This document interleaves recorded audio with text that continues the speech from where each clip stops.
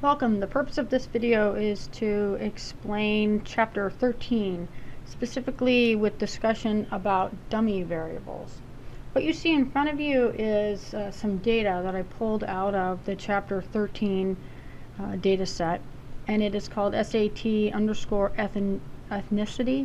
and I'm going to use this to explain how dummy variables work for Chapter 13. So if you don't have this up on your screen, you might want to do so at this time. So up until this point in this class, whenever we use quantitative variables, they had a continuous nature to them. Dummy variables allow us to categorize our continuous variables, and we do that by specifying, oh, this group is in this category and this group is in this other category. This can be a really useful tool for us as researchers, because sometimes it isn't necessarily the exact value that the item has, it is the existence of it. Just today I was working with one of the students in the class who was interested in looking at corn and wheat production in the United States since 1950. And one of the things he had was some years of GMO usage and some years of fertilizer usage. In this case, it didn't necessarily matter that the GMO usage, we only had about 8 years of it.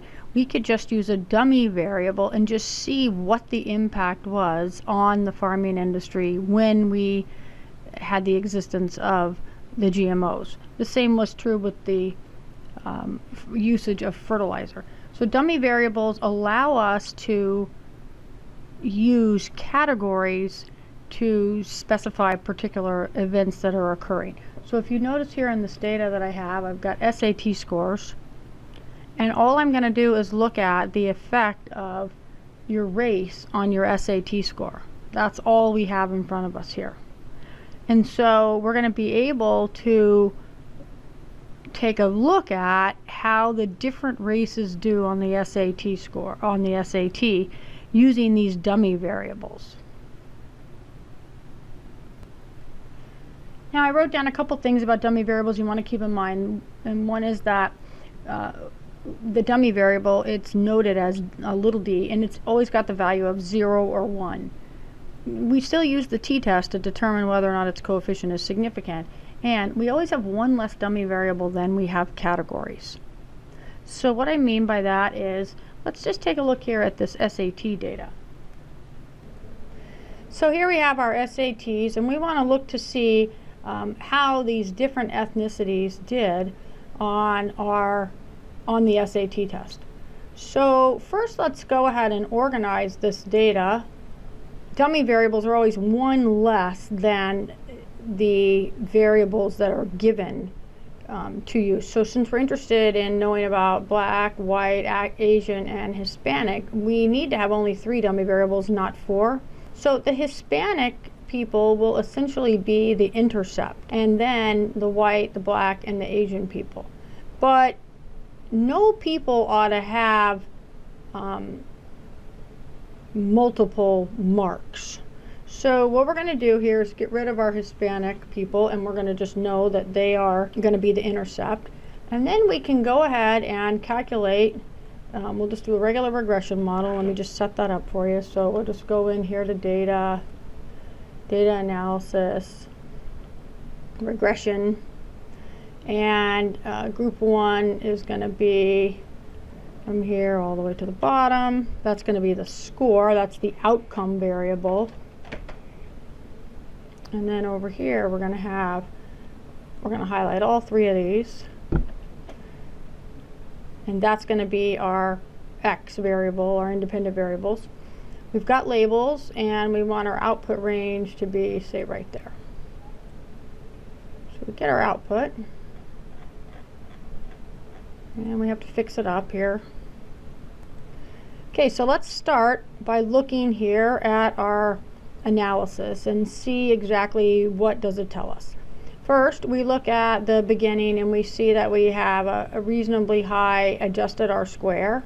It doesn't drop off a lot after we look at our R-square, and it's a 0.66, so this is a good value.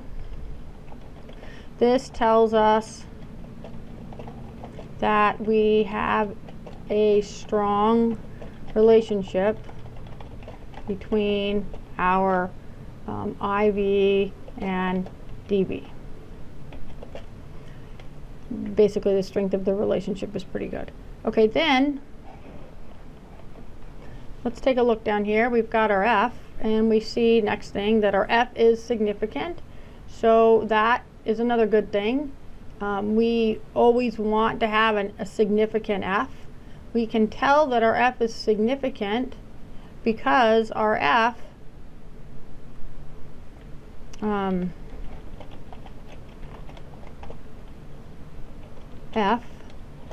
because our F value is greater than 3 or 4, and our significance test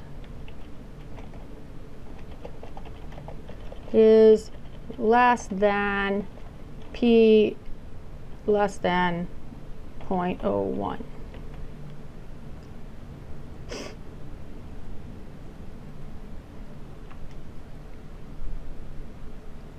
From there, we're going to move on down to look at our coefficients. So now we've got, in this case, we need to be careful that our intercept is significant, and it is. So we're going to just specify on here that this is for our Hispanics, because otherwise we might forget that. But that was our, and then we have the white, the black, and the Asian.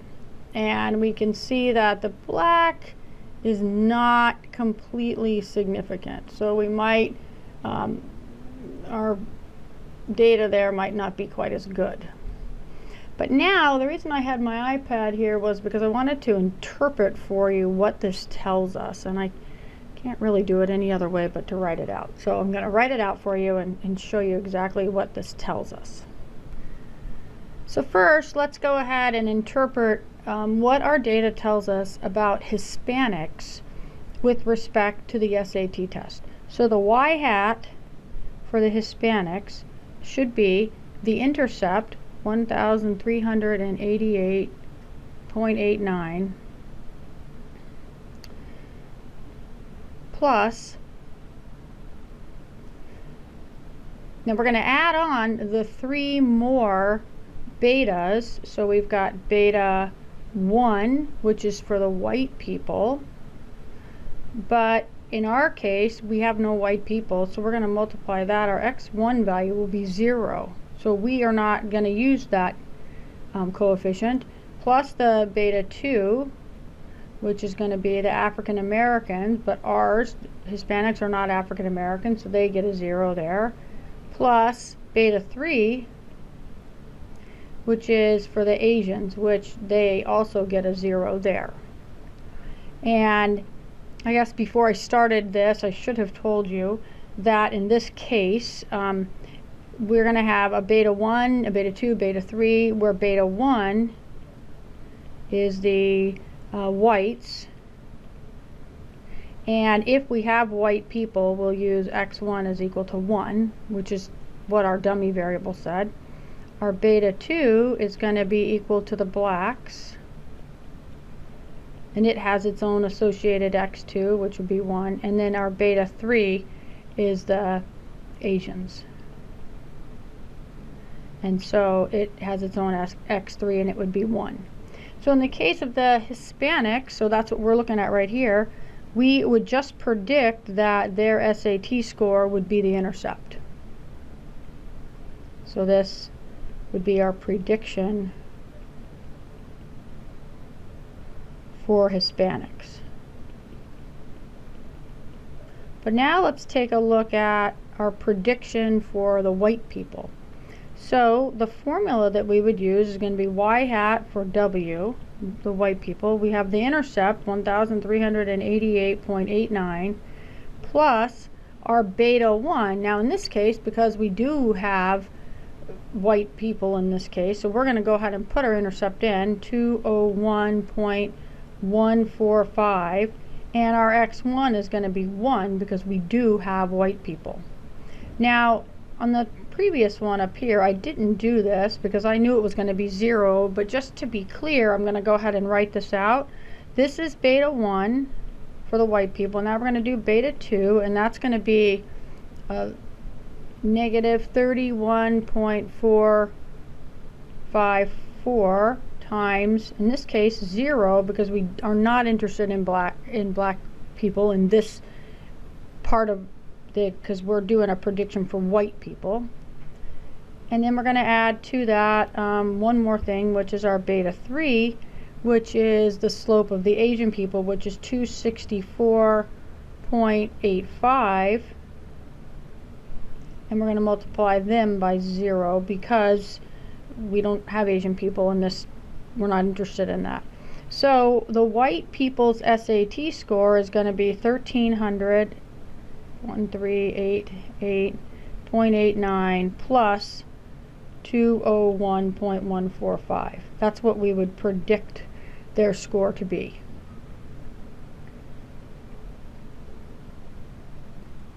Which is roughly a 1590. Now we can go ahead and do the same exact thing to predict y hat for the, let's do the black people. So we're going to do everything the same, 1388.89 plus 201.145, but this time we're going to put a 0 here because we don't have white people in this. We're not interested in figuring it out for the white people here. But we do care about this coefficient, negative 31.454. And here we'll multiply by 1. And then we also need to do beta 3, which is 264.85, and that would be multiplied by 0. So then we could quickly determine that 1388.89 minus 31.454 is 1357.436. So that's what we would predict the African American score to be. And we would do the same thing for the Asians. And so I want you to do that. I'll pause this and I want you to calculate it and then come back and you can check and see if you wrote it just the same as me. So there you have the prediction for the Asian. Okay, here you can see I pulled up some different data to do graphing with because you can't really do the graphing as easily if you've got only dummy variables and an outcome variable. So I switched it over to this problem here. This is actually problem number 11. And here we're looking at the one's GPA, their gender, on their writing ability. So first I ran the regression and I see that the variables are significant. But now I've got to run create a graph, so I'm gonna move some columns around so that I can more easily do that. I'm gonna take writing and copy that over here, and then I'm gonna take GPA and gender and stick that right here. So if we want to make a graph and have it look right, what we need to do is separate our gender column out. So notice here I moved the bottom part. So first I sorted them and then I moved these that had a 1 for gender over here, and then I just left the rest of it blank. Then if I highlight it and do my insert graph or insert scatter plot, it'll come out correctly. So you can see I've got the two different types of dots here. Now I do need to change my my X and Y axes, so this should be like 450 as a minimum to 700, and then I want to change this one as well with a minimum of 2, and it needs to go to 4 is the highest you could have. So now I can insert in my lines